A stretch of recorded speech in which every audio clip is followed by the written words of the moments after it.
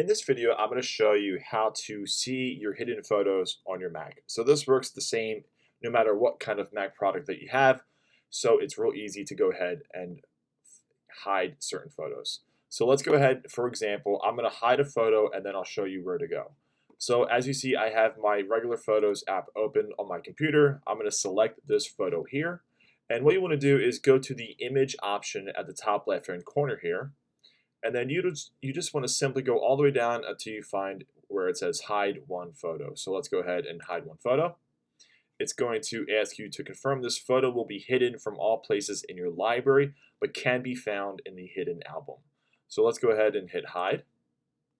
And then what we want to do here is under photo, you have a lot of options here that kind of categorize all of your media, but you do have a hidden album. So go ahead and hit hidden. You may need your password to view this album. So let's go ahead and type in our password. And then there it is. You have numerous photos or videos, whatever you want to put in here. It's in one spot if you want to hide certain photos or videos. But that's it. It's super simple and super easy to see those hidden photos on your Mac.